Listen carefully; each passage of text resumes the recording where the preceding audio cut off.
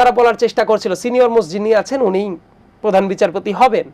But the point they missed, ABM Khairul হকের মতো মানুষ যিনি বাংলাদেশের গণতন্ত্রের কফিনে শেষ পেরেক টুকে দিয়েছিলেন, প্রধানমন্ত্রী প্রধান বিরোধী দলের ইফতারের প্রোগ্রামে যাচ্ছেন, এই জাতীয় দৃশ্য শেষ কবে দেখা গিয়েছিল? আবার সংসদের ভেতরে প্রধানমন্ত্রী বিরোধী দলের নেতাকে তার নিজের রুমের ভেতরে ডাক দিয়ে নিয়ে যাচ্ছেন। আমি তো দেখছি মোটামুটি একটা গুড জেস্চার চলছে কিন্তু সংসদের ভেতরে। জাতীয় সংসদ তো আসলে মানুষের জন আকাঙ্ক্ষার যে বাতিঘর, সেই জায়গাটা মানুষের কথা বলবে, জনগণের কথা বলবে, দেশের কথা বলবে, দশের কথা বলবে, এবং সেই সংসদে কিন্তু তর্ক থাকবে, বিতর্ক থাকবে, যুক্তি থাকবে, পাল্টা যুক্তি থাকবে, সেটি কিন্তু এই সংসদে চলছে। কিন্তু তারপরেও আমরা যে বিষয় নিয়ে সবচেয়ে বেশি আলোচনা হয়েছে সর্বশেষ ত্রয়োদশ সংসদের শেষ কয়েকদিনে, সেটি হচ্ছে গিয়ে অন্তর্বর্তীকালীন সরকারের 133টি অধ্যাদেশ, সেই গুরুত্বপূর্ণ বিষয় নিয়ে আলোচনা হয়েছে। আমরা ওয়াকআউট দেখেছি, আবার সংসদে বিরোধী দলকে ঢুকতে দেখেছি। তার মধ্যে সর্বশেষ যেটি নিয়ে ঘটনা ঘটেছে সেটি হচ্ছে জুলাই অভ্যুত্থানের অধ্যাদেশ নিয়ে, এবং সেখানে বিরোধী দলের পক্ষ থেকে তারা সরকারি দলের উপর বিশ্বাসভঙ্গের অভিযোগ তুলে সংসদ থেকে ওয়াকআউট করেছেন। আপনি যদিও সংসদে নাই, কিন্তু সরকারে আছেন, পর্যবেক্ষণ করছেন, কথা বলছেন, দেখছেন, সব কিছু মিলিয়ে বিরোধী দলের যে অভিযোগটি বিশ্বাসভঙ্গ, এবং একই সাথে যে বিষয় নিয়ে সবচেয়ে তুমুল বিতর্ক হয়েছে জুলাই গণঅভ্যুত্থানের অধ্যাদেশ নিয়ে, জুলাই আন্দোলনের সময় আমরা আপনাকে প্রথম সারির একজন যোদ্ধা হিসেবে আমরা আপনাকে দেখেছি, আপনি এই বিশ্বাসভঙ্গের জায়গাটাকে কীভাবে বিশ্লেষণ করবেন? চমৎকার একটা কথা, বিশ্বাসভঙ্গের কথা যেহেতু আসলো, আমি আবার একটু উদাহরণ দিয়ে কথা বলা পছন্দ করি, এতে করে মানুষ রিলেট করতে পারে। তা না হলে যেটা হয়, অনেক সময় মানুষের ব্যক্তিগত ন্যারেটিভটাকে আমরা সামগ্রিক অপিনিয়ন হিসেবে চালিয়ে দিতে পছন্দ করি। ঠিক আছে, আমার বন্ধু মানুষ নাহিদ ইসলাম এনসিপির প্রধান, বর্তমানে মাননীয় সংসদ সদস্য, তো উনি বিশ্বাসভঙ্গের কথা বলছেন। তো যারা দর্শক আছেন তারা একটু চেক করে দেখতে পারেন, নাহিদ ইসলামের একটা ফেসবুক পোস্ট পাবলিকলি সবাই দেখেছিল, জামাত ইসলামকে নিয়ে ফেসবুক পোস্টটা ছিল, এবং উনি ক্যাটাগরিক্যালি মেনশন করছেন জামাতে ইসলামী যে কাজগুলো করছে সেগুলো ডিসিটফুল। জামাতে ইসলামী জুলাইয়ের আগে এবং পরে কখনোই সংস্কার নিয়ে সাবস্ট্যান্টিভ কোনো অপিনিয়ন ছিল না, তারা ধোঁকাবাজি করছে। এই কথাগুলো তো নিশ্চয়ই আমার না, যারা দর্শক আছেন নিশ্চয়ই কাটপিস করে করে কেটে কেটে অনেক কিছু বানাইতে পারেন। বাট ব্যাপারটা হলো, আপনি যদি সামগ্রিকভাবে আমার কথাটা শুনেন, এখনো সেই স্ট্যাটাসটা আছে। সো ওই যে প্রতারণার কথাটা যে বলছিলেন, এত সংস্কার, এত কোনো কিছু, তাহলে সেই দলের প্রধান, এনসিপি দলের প্রধান কি তার ওই স্টেটমেন্ট কি তুলে নিয়েছে কি না আমি জানি না। যদি না তুলে দিয়ে থাকেন, উনি কিন্তু অ্যালিগেশনটা খুব সিরিয়াসলি তুলেছেন। জুলাইয়ের আগে এবং জুলাইয়ের পরে তারা সাবস্ট্যান্টিভ কোনো সংস্কারের পর কোনো আলাপ আলোচনা করছে না, এটা তাদের উদ্দেশ্য না, এটা তাদের কোনো এজেন্ডাও না। তারা আসলে অনেক ক্ষেত্রে এই সংস্কার প্রক্রিয়াটাকে তারা ডিসিভ করছে টাইপ তার নোশনটা ছিল। মাই কোশ্চেন ইজ দ্যাট, সেই তাদের সাথেই একসাথে জোট করে, একসাথে থেকে, একসাথে এত কিছু করার পরে, তাহলে তো সেই জায়গাতেও প্রশ্ন আসতে পারে যে আপনারা কি নিজেদের সাথে নিজেদের কোনো প্রতারণা করলেন কিনা, রাইট? প্রশ্নটা আসতেই পারে, আমার কথা আমি বলছি না, মানুষ তো ভাবতেই পারে এইটা। তারপরে আর একটা প্রশ্নের কথা বলি, দেখবেন যে তারা অনেক কথাবার্তা বলে আওয়ামী লীগ নিয়ে, বিভিন্ন কিছু নিয়ে। আর একটা উদাহরণ বলি, বুঝতে সুবিধা হবে। কুমিল্লার 14 গ্রামে জামাত ইসলামের নায়েবে আমির সাহেব, খুবই ক্ষমতাধর একজন ব্যক্তি, উনি যখন ইলেকশনের ক্যাম্পেইনটা চালিয়েছেন, তার পাশে ওই এলাকার আওয়ামী লীগের এমপি প্রার্থীকে ডাক দিয়ে নিয়ে উনি যে কথাটা বলেছেন, ভাইয়ের সাথে আগে কিছু ভুল বোঝাবুঝি ছিল, আমি কোট করছি, ভুল বোঝাবুঝি ছিল, এখন আর কোনো সমস্যা নাই, যারা ভাইকে ভোট দিতেন ভাই যেতে পারে, দাঁড়াতে পারে নাই, আমাকে দেন, আবার কোনোদিন ভাই আসলে ভাইরে দিয়েন। ভুল বোঝাবুঝি ছিল। উনি জুলাইয়ে ডিরেক্ট এই যে রাস্তাঘাটে গণহত্যার মতো কাজ করেছে সেটাকে উনি প্যাট্রোনাইজ করেছেন, ডিরেক্ট নির্দেশনা দিয়েছেন, এইগুলোর সাথে তিনি সরাসরি জড়িত ছিলেন। কিন্তু ভোটের জন্য উনি বলছেন ভুল বোঝাবুঝি ছিল। আমাদের ভেতরে এখন আর কোনো ভুল বোঝাবুঝি নাই। একই স্টেজে ডাক দিয়ে নিয়ে এই ধরনের কাজ করার পরে আমি দেখতে চেয়েছিলাম আমাদের যারা সহযোদ্ধা বন্ধুরা ছিলেন তারা হয়তো তীব্র প্রতিবাদ গড়ে তুলবেন যে না, এই নাবে আমি এর সাথে আর কোনো কথাবার্তা বলবো না। কিন্তু দেখলাম তাদের সাথে একসাথে বিভিন্ন প্রোগ্রাম করছেন, হেসে খেলে সব কিছুই করছেন। Fact remains. আরও তো একটা কথা বলি, ভোট শেষ হয়ে গেল, ভোটের পরে চিন্তা করে দেখেন, শহীদ মিনারে যখন ফুল দিতে যাচ্ছে নাহিদ ইসলামকে দেখলাম জামাত ইসলামের সাথে একসাথেই যাচ্ছে, যদিও তারা ভোটের শুধুমাত্র জোটের কথা বলে, আসলে দেখা গেল জোটটা আসলে সবসময়ই আছে। এমনকি এই যে 26শে মার্চের ভেতরে যখন স্মৃতিসৌধে তারা ফুল দিতে গেলেন, একটা জিনিস কি খেয়াল করে দেখেছেন? প্রথমে তারা বলার চেষ্টা করলেন না জোটের তো সবাই যেতে পারে, ওই জায়গায় জোট ছিল কত দলের, 11 জোটের, কিন্তু দেখলাম নাহিদ ইসলাম এই যুগের এনসিপির নতুন একটা দলের প্রতিনিধি জামাতের সব নেতাদের পেছনে দাঁড়িয়ে একই টিমে সওয়ার হয়ে গেছেন। অ্যাট দ্য সেম টাইম একটা ইন্টারেস্টিং ব্যাপার, তারা আর্গুমেন্ট করার চেষ্টা করেছিল, না যারা যারা গেছে তারা তো সবাই সংসদ সদস্য। আমি একদম চ্যালেঞ্জ করে বলছি, আমি তো বললাম গলায় জোর দিয়ে বলাটাই তো চ্যালেঞ্জ করা না, আমি ফ্যাক্ট ধরে ধরে একটু কথা বলছি। যে জায়গায় দাঁড়িয়েছিলেন ওই জায়গায় দেখবেন মিয়া গোলাম পারোয়ার সাহেবও ওই লাইনে দাঁড়িয়েছিলেন, উনি সামনে দাঁড়িয়েছিলেন, উনি তো নিশ্চয়ই সংসদ সদস্য না। তার মানে জামাতে ইসলামের এই ধরনের নেতা কর্মীরা দাঁড়িয়েছেন, তার পেছনেই দেখালো নাহিদ ইসলাম দাঁড়িয়েছেন, অন্যদিকে ওই 11 দলের অনেকেই ওই জায়গায় তো ছিল না। তার মানে এই যে বারবার করে প্রতারণার যে কথা বা কোনো কিছু একটু খেয়াল করে কি দেখেছেন তাদের নিজেদের কথা এবং কাজ, এই কাজগুলোর ভিতর যে ফারাক হয়ে যাচ্ছে, এটা কি দেশের জনগণ খেয়াল করে না? এখন ব্যাপারটা হলো প্রত্যেকটা জায়গাতে এই প্রশ্নগুলো আসতে পারে, আমি এটাকে উড়িয়ে দিতে চাই না, প্রত্যেকেরই মতামতকে আমি রেসপেক্টফুলি ডিল করতে চাই, এটাই তো ডেমোক্রেসির সৌন্দর্য। এখন এই কাজগুলোর মাধ্যমে কাউকে কি আমি ভিলিফাই করে উড়িয়ে দিতে পারি? উত্তর হলো না। হয়তোবা তাদের কোনো কথাবার্তা আছে এবং সেই কথাবার্তাগুলো আলোচনার মাধ্যমে একটা সমঝোতায় যাওয়াটা সম্ভব, রাইট? এই জন্য এমন অনেক আর্গুমেন্ট থাকবে, শুধুমাত্র একটা আর্গুমেন্টকে যাতে আমরা ফ্রেমিং করে ওইটি জায়গায় কনক্লুসিভ মতামতে না যায়। আর একটা উদাহরণ বলে, কিছুদিন আগে নিশ্চয়ই আপনাদের নজরে পড়েছে, অনেকগুলো মেইন স্ট্রিম মিডিয়াতেও দেখলাম, তারা যেটা বলার চেষ্টা করছে বিএনপি এই যে গণভোটের যে অধ্যাদেশটা আছে আইনে পরিণত করলো না, গণভোট অবৈধ করে দিল, একেবারে স্টেটমেন্ট এইভাবেই তারা প্রচারণা চালালো। এটা দেখার পরে দেখেন, আপনি বিচক্ষণ মানুষ বা অনেক দর্শক আছেন, অনেক সচেতন মানুষ, তারা এটা দেখার পরে তারা উদ্দেশ্য খোঁজার চেষ্টা করবে, যারা বলেছে এটা কি তাদের পলিটিক্যাল কোনো উদ্দেশ্য আছে নাকি তারা খুবই জাস্টিফাইড কোনো কথাবার্তা বলছে। কিন্তু চিন্তা করে দেখেন, এই আইন, আদালত, সংবিধান, সংসদ কতজন মানুষ বুঝে বুঝে বোঝার চেষ্টা করে। সো ফ্যাক্ট যেটা ঘটেছে, খেয়াল করে দেখেন, গণভোট অধ্যাদেশ যেটা করা হয়েছে সেটা 2026 সালের জন্যই, এটা টাইম স্পেসিফাইড। দ্যাট মিনস এইটার যে কারণে করা হচ্ছিল অলরেডি সেই কাজটা ডান, ওইটা দিয়ে পুনরায় আর নতুন করে গণভোট করা সম্ভব না। করতে হইলে হইতেই পারে 2030 সালে আর একটা এই ধরনের গণভোটের দরকার হলো, এক্সওয়াইজের অনেক কিছু হইতে পারে, তখন আবার নতুন করে এটা আইন বা অধ্যাদেশ বা কোনো না কোনো ফরম্যাটে লিগ্যালাইজ করে তারপর যেতে হবে। এটা আমার কথা না, বদিউল আলম মজুমদার সাহেব যিনি ঐকমত্য কমিশনও লিড করেছেন কোনো না কোনো ক্ষেত্রে, উনিও দেখবেন নির্বাচন কমিশন, সংস্কার কমিশনের মেম্বার ছিলেন, উনি তো নিজেও বলছিলেন কি যে যেটা অলরেডি ঘটে গেছে ওইটাকে তার আইন পাস না করলে ওই জিনিসটা বৈধই থাকে। আমি কোট করছি সালাউদ্দিন আহমেদকে, কোট করছি আইনমন্ত্রীকে, তারা বলেছেন অবশ্যই গণভোটের যে রায়টা সেটা বৈধ, গণভোটটা বৈধ, তার ইমপ্লিকেশনটা বৈধ, কিন্তু যেহেতু ওইটা হয়ে গেছে ওইটা দিয়ে ফার্দার আর নতুন কিছু করা যাবে না, দ্যাটস ওয়াই ওই অধ্যাদেশকে আবার পার্লামেন্টে তুলে আইনে পাস করলে ওইটার ইমপ্লিকেশন তো আর থাকে না। এখন হইতে পারে যে আপনি মতের সাথে একমত না, আপনি কি করবেন? আপনি তো ওই স্টেটমেন্টটা দিবেন যে এই যে অধ্যাদেশটাকে আইনে পাশ করলো না, এটা বোধহয় আইনে পাশ করাও যেত যদি ইমপ্লিকেশন নাই।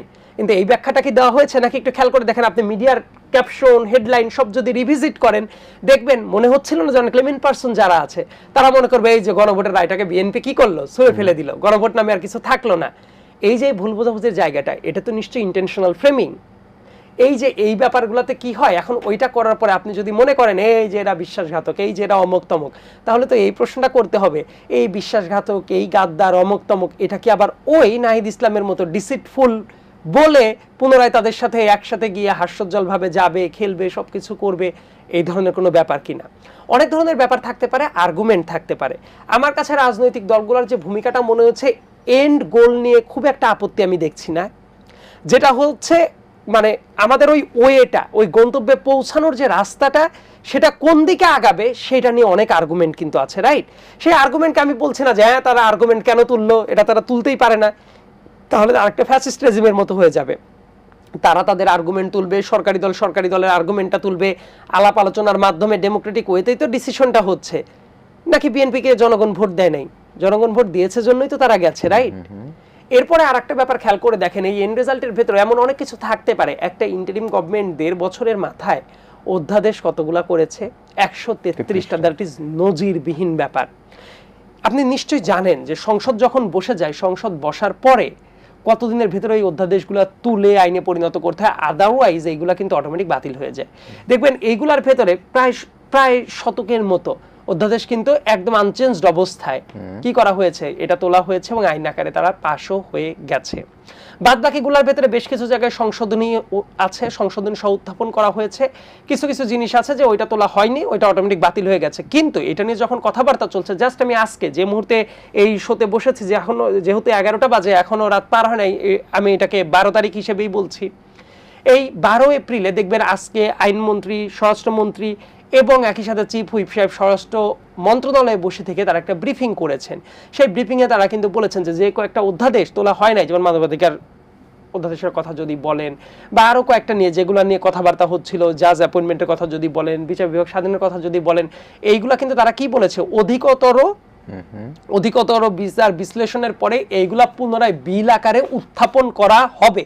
বিল আকারে যখন উত্থাপন করা হবে, তার মানেটা হলো আলটিমেটলি তারা কিন্তু এইটা আইনগত দিকে এখনো একদম সিলগালা করে দেন নাই, আলোচনাটা চলমান আছে। এখন এই প্রক্রিয়াটা নিয়ে আপনার প্রশ্ন থাকতেই পারে, রাইট? সেই ব্যাপারটা নিয়ে আলাপ আলোচনা করে একটা রাস্তায় আগানোর দরকার হতে পারে। অনেক ক্ষেত্রে আমরা কি করি জানেন, রাজনীতির ব্যাপারটাকে আপনি সবসময় বাই বুক চলতে পারেন না। যদি বাই বুকই চলতেন 1990 সালের পরবর্তী সময়ে, যে গণ অভ্যুত্থানের পরবর্তী সময়ে, যখন এই যে বিএনপি বলেন, আওয়ামী লীগ বলেন, সবাই মিলে শাহাবুদ্দিন আহমেদ তাকে নিয়ে বিচারপতির জায়গা থেকে রাষ্ট্রপতি বানানো হলো, এবং দ্যাট পারসন উনি কি করেছিলেন, রাষ্ট্রপতির পদ থেকে পুনরায় কিন্তু আবার কোথায় চলে গেলেন, আবার প্রধান বিচারপতি গেলেন। ওনার জন্য একটা সংবিধানের সংশোধনীর দরকার হয়েছিল। এই ব্যাপারগুলো তো রাজনৈতিক সমঝোতার মাধ্যমেই হয়েছিল। রাজনৈতিক সমঝোতাটা কেন দরকার হয়, অনেক ক্ষেত্রে দেখবেন চায়ের টেবিলে এমন অনেক জিনিসের সমাধানটা হতে পারে যে ব্যাপারটা অনেক কিছু দিয়ে হয় না। যেমন একটা চমৎকার অ্যাটমসফিয়ার আছে, আমি এখনো মনে করি পয়েন্ট অফ নো রিটার্নের দিকে রাজনৈতিক পরিবেশটা যায় নাই। হয়তো অনেকে নতুন নতুন দেখে মনে করতে পারে এই তো কেন এটা করলো, কেন ওয়ার্কআউট করলো, এটা তো একটা কাস্টম। কোনো কিছু যখন হচ্ছে, কবে দেখেছিলেন যে নির্বাচিত একজন প্রধানমন্ত্রী নিজেদের বিজয় মিছিল করেন নাই, অথচ উনি চেয়ারে বসার আগে যে টাইমে পুরাপুরি সেলিব্রেশন মোডে থাকা উচিত, অপোজিশনকে ইচ্ছা যাচ্ছে তাই ভাবে, মানে মুখের কথায় অমুক তমুক ভাবে যে একটু হেনস্থা করা যায় কিনা, কটাক্ষ করা যায় কিনা, সেসব না করে একজন প্রাইম মিনিস্টার ইলেক্ট ব্যক্তি বিরোধী দলের যিনি নেতা হতে যাচ্ছেন তার বাসায় ফুলের তোড়া নিয়ে দেখা করতে গেছেন। গণ অভ্যুত্থানের একজন নেতা যিনি টেকনিক্যালি প্রধান বিরোধী দলের নেতাও না, তার বাসাতে গিয়েছেন, নট ইন অফিস, বা তাদেরকে ডাকেন নাই। বা ইফতারের টাইমে প্রধানমন্ত্রী প্রধান বিরোধী দলের ইফতারের প্রোগ্রামে যাচ্ছেন। এই জাতীয় দৃশ্য শেষ কবে দেখা গিয়েছে? আবার সংসদের ভেতরে প্রধানমন্ত্রী বিরোধী দলের নেতাকে তার নিজের রুমের ভেতরে ডাক দিয়ে নিয়ে যাচ্ছেন। আমি তো দেখছি মোটামুটি একটা গুড জেস্টার চলছে কিন্তু সংসদের ভেতরে। সো আপনি যখন ওইভাবে বিশ্বাসঘাতকতার কথা বলবেন, এই কথাগুলো আমার মনে হয় যে মানে ইজ ইট টু হার্শ, এরকম মনেও হইতে পারে। বাট আমি বলবো অনেক আলাপ আলোচনা করার হয়তোবা জায়গাটা আছে। এখনো পয়েন্ট অফ নো রিটার্নের দিকে কেউই গিয়েছে বলে আমি মনে করি না। কিছু কিছু ব্যাপার আছে আলাপ আলোচনার মাধ্যমে সমঝোতায় আসা উচিত। আবার বিরোধিতাটা যেন শুধু বিরোধিতার ক্ষেত্রেই না হয়। Being a part of this government, আমি যেটা মনে করি, হ্যাঁ রাজনৈতিক দল কোনো ভুল করতে পারে, গভর্নমেন্ট কোনো ভুল করতে পারে, সেটার জন্য তো ক্রিটিসিজম আছে। That must be constructive criticism. ওই ক্রিটিসিজমটা যাতে এমন না হয় যে মানুষকে মিসগাইড করে, ওই যে একটু আগে যে একটা উদাহরণটা দিলাম, এই জাতীয় ঘটনা যাতে না ঘটে। আর একটা উদাহরণ দিয়ে আমি এই পর্বের আলোচনাটা ইতি টানবো। দেখবেন প্রধান বিচারপতি অ্যাপয়েন্ট করার জন্য ঐকমত্য কমিশনে যে আলোচনাটা হয়েছে, আমি খুব মনোযোগ দিয়ে আলোচনাগুলো খুঁটিয়ে খুঁটিয়ে দেখতাম। এখানে আমি উদাহরণ দিয়ে কথা বলার মানে একটু চেষ্টা করছি। প্রধান বিচারপতি নিয়োগের সময় ওই অন্তর্বর্তীকালীন সরকারের যে সুপারিশটা ছিল, তারা বলার চেষ্টা করছিল সিনিয়র মোস্ট যিনি আছেন উনি প্রধান বিচারপতি হবেন। But the point they missed, ABM Khairul হকের মতো মানুষ, যিনি বাংলাদেশের গণতন্ত্রের কফিনে শেষ পেরেক টুকে দিয়েছিলেন, পঞ্চদশ সংশোধনীর রায়কে যেভাবে প্রেজেন্ট করা হয়েছিল সংক্ষিপ্ত রায়ের 16 মাস পরে পূর্ণাঙ্গ রায় এসেছিল এবং সংক্ষিপ্ত রায়ের আদেশকে বদলে দেওয়া হয়েছিল, যে পরপর 2বার আরো ইলেকশন করার কথা ছিল তত্ত্বাবধায়ক সরকারের আওতায়, কিন্তু এইটা পূর্ণাঙ্গ রায়। উনি অবসরে চলে গেছেন, তারপরে গিয়ে 16 মাস পরে যখন রায় আসলো দেখা গেল এই ব্যাপারটা নাই। স্পষ্টতই ওই টাইমে বহু কাটাছেড়া হয়, সেই বিস্তারিত আলোচনায় গেলাম না। হয়তোবা অনেক জেনজি বা অনেকেই যারা এই আলোচনাটা শুনবেন তাদের কাছে দেখবেন এই আলোচনাটা মনে হবে যে আরে এগুলো কবে ঘটলো, কিন্তু এই তথ্যগুলো জানাটা জরুরি। তো এবিএম খায়রুল হকের মতো মানুষ যদি সিনিয়র মোস্ট থাকেন, এই জন্য কি ওনার শুধুমাত্র চিফ জাস্টিস হয়ে যাওয়া উচিত? জাস্ট উদাহরণ হিসেবে বলছি। আবার বিচারপতি শামসুদ্দিন মানিক আপিল বিভাগের বিচারপতি ছিলেন। ধরেন কোনো না কোনো টাইমে যদি ঘটনাটা এমন হতো যে শামসুদ্দিন মানিকের মতো লোক, উনি কেমন মেন্টালিটির ছিলেন বাই দিস টাইম আশা করি বাংলাদেশের সবাই জানেন। সিনিয়র মোস্ট যদি হইতেন তাহলে এই কারণে উনাকে চিফ জাস্টিস বানাই দেওয়া উচিত। এই জন্য রাজনৈতিক দল বেসিক্যালি বিএনপি কিন্তু বলেছিল যে একটা অপশন থাকা উচিত যে টপ 2 এর ভেতরে প্রায়োরিটি পাবে নাম্বার 1ই, কিন্তু যদি কোনো না কোনো কারণে নৈতিক স্খলন ঘটে বা কোনো না কোনো অপশন থাকে সেক্ষেত্রে আরেকটা অপশন থাকলে অন্তত বেছে নেওয়ার একটা সুযোগটা থাকে। খেয়াল করে দেখেন অন্তর্বর্তীকালীন সময়ে কি হয়েছে জানেন, প্রধান বিচারপতিকে তো নিয়োগ দেওয়া হয়েছে, রাইট? এই যে লেটেস্ট যিনি বর্তমানে সিটেও আছেন। এই প্রশ্নটা আমি চেয়েছিলাম দেশের সিভিল সোসাইটির যারা আছে বা বিভিন্ন জায়গায় তারা এই প্রশ্নটা করুক। অন্তর্বর্তীকালীন সরকার যে সুপারিশটা করেছে, অন্তর্বর্তীকালীন সরকারের সময়ে একটা কিন্তু লেজিট এক্সপেকটেশন থাকা উচিত যে তারা সিনিয়র মোস্ট ব্যক্তিকেই চিফ জাস্টিস বানাবেন। সেটা কি বানিয়েছিলেন, নাকি যিনি সিনিয়র মোস্ট ছিলেন তাকে ডিঙে আরেকজনকে নিয়ে চিফ জাস্টিস বানিয়েছিলেন? And it happened. তার মানে নিজেদের সংস্কারের ভেতরে নিশ্চয়ই নিজেদেরই ফ্লস ছিল, সেই কারণে তারা এমন কিছু করতে গেল। এই ব্যাপারটা নিয়ে আমি কি এখন বলতে পারি অন্তর্বর্তীকালীন সরকার এই যে করলো না তার মানে প্রতারণা করেছে? কিন্তু আমি এত হার্শ হতে চাই না, কারণ প্রেক্ষাপট, বাস্তবতা, রাজনৈতিক বিভিন্ন ভূমিকা এমন অনেক সময় এমন অনেক পরিস্থিতির দিকে নিয়ে যেতে পারে আপনি বাইবুক সবসময় চলে অনেক সমস্যার সমাধান করতে পারবেন না। কিন্তু এই যে একটা তথ্য খেয়াল করে দেখেন, এটা কি অনেক জায়গায় আলোচিত হয়েছে? এখন এটা বলার কারণে আমি কি এমন হয়ে যাব এই ইন্টারিম গভর্নমেন্টের সংস্কার প্রস্তাব মানলো না, অতএব তার মতো সংস্কার বিরোধী মানুষ পৃথিবীতে নাই, তাকে গালিগালাজ করো, যাচ্ছে তাইভাবে হেনস্থা করো? এই কাজটা তো হয়েছে অনলাইনে, অফলাইনে, বিভিন্ন জায়গায় এই কালচারটা চলেছে না, যে আপনি যদি এটা না মানেন তার মানে আপনি সংস্কার বিরোধী। আমি তো ভাই ব্যক্তির স্বাধীনতা যেটা, সেই ক্রিটিসিজমটা যদি না থাকে তাহলে তো অনেক সমস্যা আছে। সো অনেক ধরনের সমস্যা থাকবে, আমাদের একটা ফ্রুটফুল প্রোগ্রেসের দিকে তাকিয়ে থাকতেই হবে, যাতে করে হাবিয়া দোজক থেকে একদিনে জান্নাতুল ফেরদৌস হবে না, যাতে করে এই প্রোগ্রেসের জায়গাটা একটা সিঁড়ির মতো থাকে, লিফটের মতো জাম করে কখনো বাস্তবিক সংস্কারটা হয় না। সো সিঁড়ির মতো যাতে আমরা ধাপে ধাপে বলতে পারি না যে জায়গা থেকে ছিলাম ওই জায়গা থেকে আমরা ভালোর পথে যাচ্ছি। অ্যান্ড সবচেয়ে যেটা ম্যাটার করে সেটা হলো ইন্টেনশন। আপনার ইন্টেনশন যদি ভালো থাকে, কোনো জায়গায় যদি ভুল হয় আপনি কিন্তু নিজেকে কারেক্ট করে নেওয়ার চেষ্টাটা করবেন, রাইট? বাট ইন্টেনশনে যদি খারাপ থাকে তাইলে আপনি যদি শো আপও করতে চান সেটাও খুব বাজে ব্যাপার। So I do reasonably believe we do have solid intention for the betterment of this country.